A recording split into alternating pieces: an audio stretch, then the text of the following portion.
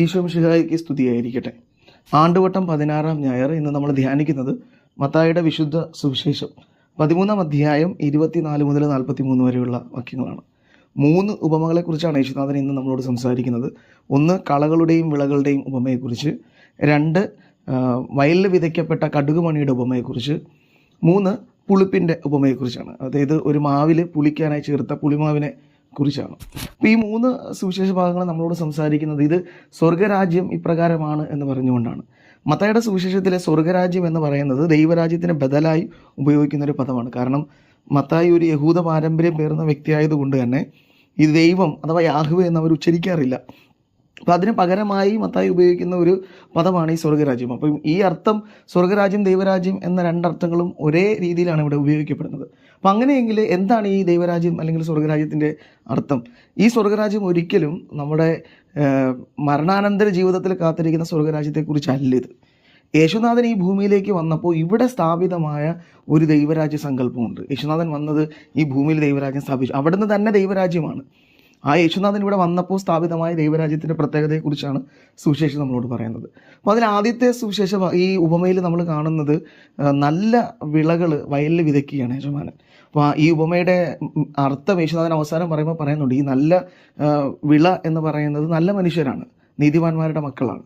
പിന്നെ ഇത് ദുഷ്ടന്മാരുടെ മക്കളാണ് ഈ കളകൾ. അപ്പോൾ ഈ സ്വർഗരാജ്യം അല്ലെങ്കിൽ ഈ ഭൂമിയിൽ സ്ഥാപിതമായ ദൈവരാജ്യത്തിനുള്ളിൽ നല്ലവരും ഉണ്ട്, ചീത്തയായ മനുഷ്യരും ഉണ്ട്. 2 തരത്തിലുള്ള മനുഷ്യരും ഉണ്ട്. അത് നമുക്കിവിടെ കാണാൻ സാധിക്കുന്നുണ്ട്. ഇവിടെ ദൈവരാജ്യം സ്ഥാപിതമായപ്പോഴെല്ലാം നല്ല മനുഷ്യരല്ല, ഇവർ ഇടകലർന്നായിരിക്കുന്നത്. പക്ഷേ യേശുനാഥൻ അവരെ വിധിക്കുകയോ നശിപ്പിക്കുകയോ ചെയ്യുന്നില്ല. അവർക്ക് സമയം കൊടുക്കുകയാണ്. യുഗാന്ത്യം വരെയും അവർക്ക് സമയം കൊടുക്കുന്നുണ്ട്. എന്തുകൊണ്ടാണ് ഈ സമയം കൊടുക്കുന്നത് എന്ന് ചോദിച്ചാൽ അത് ദൈവരാജ്യത്തിൻ്റെ ഒരു പ്രത്യേകതയാണ്. അത് ദൈവത്തിൻ്റെ കരുണ കൊണ്ടാണെന്ന് നമുക്ക് മനസ്സിലാക്കാൻ സാധിക്കും. 1-ാമത്തെ വായന ജ്ഞാനത്തിൻ്റെ പുസ്തകത്തിൽ നിന്ന് ദൈവത്തിൻ്റെ കരുണയെക്കുറിച്ചാണ് പറയുന്നത്. അപ്പോൾ എന്തിനാണ് ദൈവം കരുണ കാണിക്കുന്നത്? ദൈവം പെട്ടെന്ന് ഒരു മനുഷ്യനെ നശിപ്പിക്കുന്നവനല്ല. അവിടെ നിന്നൊരു സമയം കൊടുക്കുന്നുണ്ട്. ആ സമയം ദൈവത്തിൻ്റെ കരുണ കൊണ്ടാണ്. ഈ കളയും വിളയും എന്ന് പറയുന്നത്, കള എന്ന് പറയുന്നത് ഫലമില്ലാത്ത ചെടിയാണ്, അല്ലെങ്കിൽ ഫലമില്ലാത്ത ഒരു വിത്തിനെയാണ്, അല്ലെങ്കിൽ ഒരു ചെടിയെയാണ്, അല്ലെങ്കിൽ ഒരു മരത്തെയാണ് നമ്മൾ കള എന്ന് പറയുന്നത്. വിള ഫലമുള്ളതാണ്. അപ്പം ഈ ഫലം നൽകാനുള്ളൊരു സമയമായി ദൈവം നൽകുന്നത്. ഇവിടെ അതിന് റീസണായിട്ട് പറയുന്നത് ഈ പറിച്ചു കളഞ്ഞു കഴിഞ്ഞാൽ നല്ല കളയോടൊപ്പം വിളയെ നശിപ്പിക്കപ്പെടുമെന്ന് തോന്നലാണ്. കാരണം ഈ കളകളെന്ന് പറയുന്നത് ഏതാണ്ട് വിളകളെ പോലെ തന്നെ ആയിരിക്കും ആ തുടക്കത്തിൽ. അപ്പോൾ അതിനെ കളയാണോ വിളയാണോ എന്ന് തിരിച്ചറിയുന്നത് അതിൽ ഫലമുണ്ടോ നോക്കിയിട്ടാണ്. ഫലമില്ലാത്തതൊക്കെ കത്തിച്ച് കളയുന്നത്. അപ്പോൾ ദൈവം ഒരു സമയം നൽകുന്നുണ്ട് മനുഷ്യന്.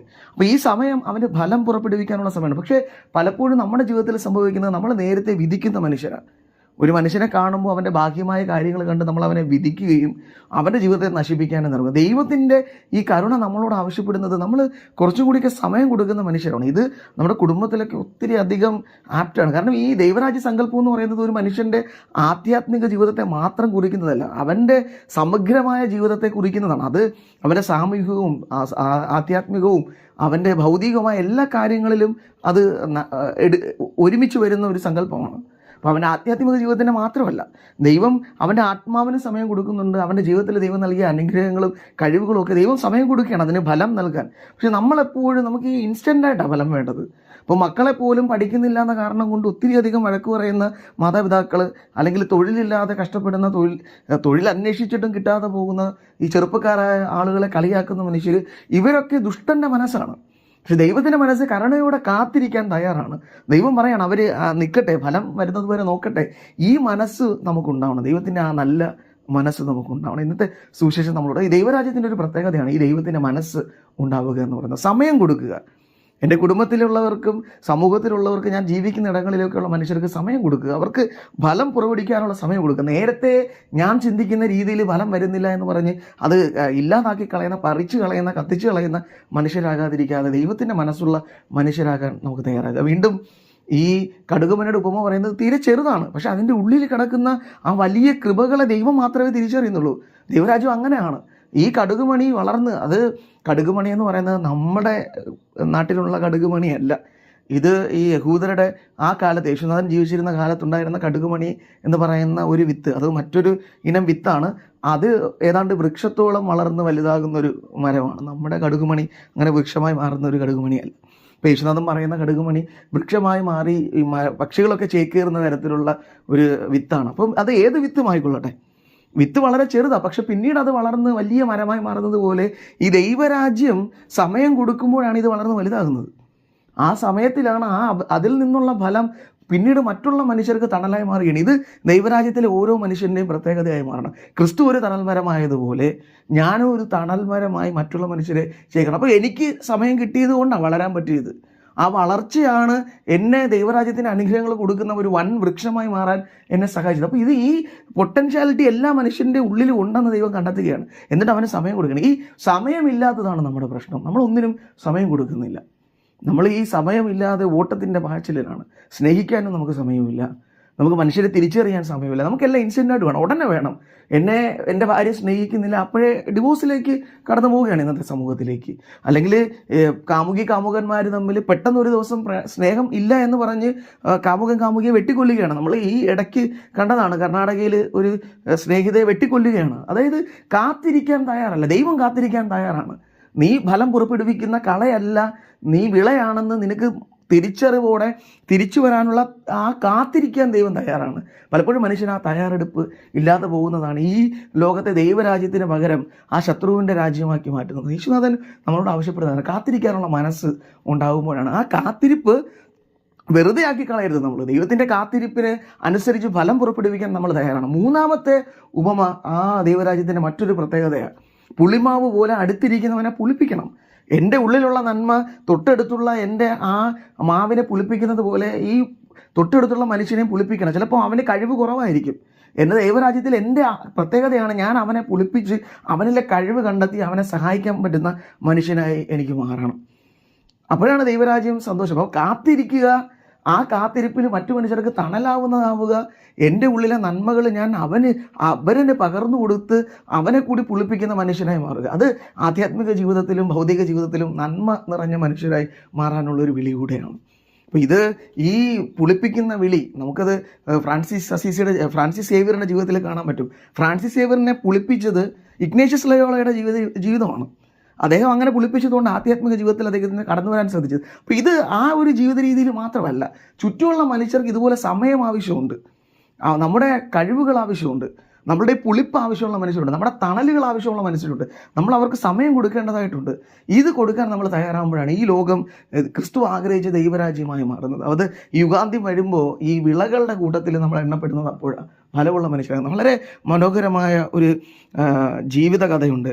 ശ്രീകാന്ത് ബൊല്ല എന്ന് പറയുന്ന ഒരു മനുഷ്യൻ്റെ. അദ്ദേഹം ഒരു ആന്ധ്രാക്കാരനാണ്. 1991 ജനിച്ച ഈ ആന്ധ്രാക്കാരൻ, അവൻ ജനിച്ചപ്പോൾ അവന് ഇരു കണ്ണുകൾക്കും കാഴ്ചയില്ല. അപ്പോൾ അവിടെ ഉണ്ടായിരുന്ന ഗ്രാമവാസികളെല്ലാം ഈ ആദ്യത്തെ ഉപമയിൽ പറയുന്നത് പോലെ യജമാനോട് ഒന്ന് പറഞ്ഞില്ലേ, ആ കളകൾ ഞങ്ങൾ നശിപ്പിച്ച് കളയട്ടെ എന്ന് പറഞ്ഞ മനുഷ്യരെ പോലെ അവർക്ക് പെട്ടെന്ന് എല്ലാം വേണ്ടത്. അപ്പം അവിടെ ഗ്രാമത്തിലുണ്ടായിരുന്ന മനുഷ്യർ ഈ ശ്രീകാന്തിനെ കണ്ടിട്ട് അവൻ്റെ അപ്പനോടും അമ്മയോടും പറഞ്ഞത് ഇവൻ ഒരു ശാപമായിരിക്കും, ഇവനെ അങ്ങ് കൊന്നു കളയുക എന്നാണ് പറഞ്ഞത്. പക്ഷെ അവൻ്റെ അമ്മ അവനെ മാറോട് ചേർത്ത് പിടിച്ചു. നേരത്തെ പറഞ്ഞ കടുകുമണി തണലേകിയതുപോലെ അവൻ്റെ തണലായി അവൻ്റെ അമ്മ അവിടെ ഉണ്ടായിരുന്നു. അപ്പോൾ അവൻ്റെ അമ്മ അവനെ വളർത്താൻ തുടങ്ങി. പക്ഷേ പിന്നീട് അവനുണ്ടായത് കുറേ ദുരനുഭവങ്ങളാണ്. അവനെ സ്കൂളിൽ ഏറ്റവും ബാക്കിൽ ബെഞ്ചിൽ കൊണ്ടിരുത്തുകയാണ്, നീ അന്ധനാണെന്ന് പറഞ്ഞ്. പക്ഷെ അവൻ 10ാം ക്ലാസ്സിൽ ഉന്നത മാർക്കോടെ വിജയം നേടിയിട്ട് പോലും അവന് വേണ്ടത്ര പരിഗണന ലഭിച്ചില്ല. അവന് സയൻസ് ഗ്രൂപ്പ് എടുക്കാൻ പറ്റില്ല. പക്ഷെ അവൻ നിയമ പോരാട്ടങ്ങൾക്കൊടുവിൽ സയൻസൊക്കെ എടുത്ത് പഠിച്ച് അവസാനം ഇന്ത്യയിലെ പ്രശസ്തമായ IIT-യിൽ അവൻ എൻട്രൻസിന് എഴുതാൻ പോയിട്ട് അവനെ സമ്മതിച്ചില്ല. അവൻ വീട്ടിലിരുന്ന് കരയുകയാണ്. പക്ഷേ അവൻ്റെ കരച്ചിലുകൾ തമ്പുരാൻ കാണുന്നുണ്ടായിരുന്നു. അവൻ പിന്നീട് എക്സാം എഴുതിയത് അമേരിക്കയിലെ ഏറ്റവും ബെസ്റ്റ് MIT-യിലാണ്. അവിടെ പരീക്ഷ എഴുതി അവൻ ഉന്നത വിജയം കരസ്ഥമാക്കി ആദ്യത്തെ അന്ധനായ അന്താരാഷ്ട്ര നിലയിൽ ഈ പരീക്ഷ എഴുതുന്ന ഒരു വ്യക്തിയായി അവൻ മാറി. അങ്ങനെ അവൻ മാറിയിട്ട് അവൻ തിരിച്ചു വന്നൊരു ബിസിനസ് സാമ്രാജ്യം കെട്ടിപ്പടുത്താൻ ശ്രമിക്കുമ്പോൾ പലപ്പോഴും അവനത് സാധിക്കാതെ പോയി. അവൻ ആവശ്യത്തിനുള്ള പണമില്ല. പിന്നീട് അവൻ ഒരു കമ്പനിയിൽ ചെന്ന് ഈ ഒരു ബിസിനസ്സിനെ കുറിച്ച് പറയുമ്പോൾ അവർ ചോദിക്കുന്നുണ്ട്, നിന്നെ ആരാണ് സഹായിക്കാൻ? അപ്പോൾ അവനൊരു കാര്യം പറയുന്നുണ്ട്, എന്നെ സഹായിക്കാൻ ഒരാൾ വന്നിട്ടുണ്ട്. അതാരാണ്? അത് ഇന്ത്യയുടെ പ്രസിഡൻ്റായിരുന്ന APJ അബ്ദുൽ കലാമാണ് അവൻ്റെ കമ്പനിക്ക് വേണ്ടി. ഈ അബ്ദുൽ കലാം അവൻ്റെ ജീവിതത്തിൽ പുളിപ്പ് പോലെ അനുഗ്രഹം ചൊരിയുന്ന മനുഷ്യരായിരുന്നു. ഈശോ പറഞ്ഞ പുളിപ്പ് ഈ അബ്ദുൽ കലാമാണ്. ആ അബ്ദുൽ കലാമിനുണ്ടായിരുന്ന പുളിപ്പ് അബ്ദുൽ കലാം ഇവനിലേക്ക് പുളിപ്പിക്കുകയാണ്, അവനും പുളിക്കുകയാണ്. പിന്നീട് അവൻ ഇവിടെ ഇന്ന് ലോകത്തിലെ വലിയ മൾട്ടി ഇൻ്റർനാഷണൽ കമ്പനികളിൽ ഒരു കമ്പനിയായി ഈ ശ്രീകാന്തിൻ്റെ കമ്പനി മാറി. അവൻ ആ ബോളൻഡ് ഇൻഡസ്ട്രീസ് എന്ന് പറയുന്ന ആ കമ്പനി ഇന്ന് അനേകായിരം ഡിഫറൻ്റ്ലി ഏബിൾ ആയിട്ടുള്ള, അതായത് ഭിന്നശേഷിക്കാരായ ഒത്തിരിയധികം മനുഷ്യരെ ഇപ്പോഴും പുളിപ്പിച്ചുകൊണ്ടിരിക്കുകയാണ്. സ്വർഗരാജ്യം പോലെ അവനിൽ ആ വിത്ത് വളർന്ന ഫലമായി വലിയ മരമായി അനേകായിരങ്ങൾക്ക് അവൻ തണലേകിക്കൊണ്ടിരിക്കുകയാണ്. ഇപ്പോൾ സുവിശേഷം അക്ഷരാർത്ഥത്തിൽ അവൻ്റെ ജീവിതത്തിൽ ജീവിതമായി മാറുന്നത് നമ്മൾ കാണുകയാണ്. അവനെ കളയെന്ന് പറഞ്ഞ് പറിച്ചു കളയാൻ നിന്നിരുന്ന മനുഷ്യർക്ക് മുമ്പിലാണ് ഈ ദൈവത്തിൻ്റെ മനസ്സുള്ള ചില മനുഷ്യർ, അവൻ്റെ അമ്മ അവനെ സമയം കൊടുത്തതുകൊണ്ട് അവൻ ഇന്ന് അനേകായിരങ്ങളെ പുളിപ്പിക്കുന്ന, അനേകായിരങ്ങൾക്ക് തണൽ നൽകുന്ന ഒരു മരമായി മാറിയിരിക്കുകയാണ്. സുവിശേഷം നമ്മളോടും പറയുന്നത് അത് തന്നെയാണ്. ക്രിസ്തുവിൻ്റെ മനസ്സുള്ള മനുഷ്യരാവുക, കരുണയുള്ള മനുഷ്യരാകുക. ഒന്നാമത്തെ വായന നമ്മളോട് ആവശ്യപ്പെടുന്നത് കരുണയുള്ള മനുഷ്യരാവുക, കാത്തിരിക്കുക. ഇൻസ്റ്റൻ്റ് ആയിട്ടുള്ള കാര്യങ്ങൾക്ക് വേണ്ടിയല്ല, കാത്തിരിക്കുക, സഹായിക്കുക, ആ മനുഷ്യരുടെ നന്മകൾ കണ്ടെത്തുന്ന മനുഷ്യരെ മാറുക, ആരെ നശിപ്പിക്കുന്ന മനുഷ്യരെ മാറാതിരിക്കുക, അവൻ്റെ ഉള്ളിലെ നന്മകൾ കണ്ടെത്തി ഈ ലോകത്തെ സ്വർഗരാജ്യമാക്കി തീർക്കാൻ സാധിക്കുന്ന വിധത്തിൽ ജീവിക്കുന്ന മനുഷ്യരെ മാറുക. അപ്പോൾ ഈ ക്രിസ്തു ആഗ്രഹിച്ച രീതിയിലുള്ള ഒരു ജീവിതം ഈ ഭൂമിയിൽ നമുക്ക് സാധ്യമാകും. ഈ വചനം ധ്യാനിക്കുമ്പോൾ യേശുനാഥോട് നമുക്ക് പ്രാർത്ഥിക്കാം, അവനെ പോലെ കാത്തിരിക്കാൻ കരുണയുള്ള ഒരു ഹൃദയം എനിക്ക് നൽകണം. യേശുനാഥൻ അതിന് നമ്മെ സഹായിക്കട്ടെ. ആമേൻ.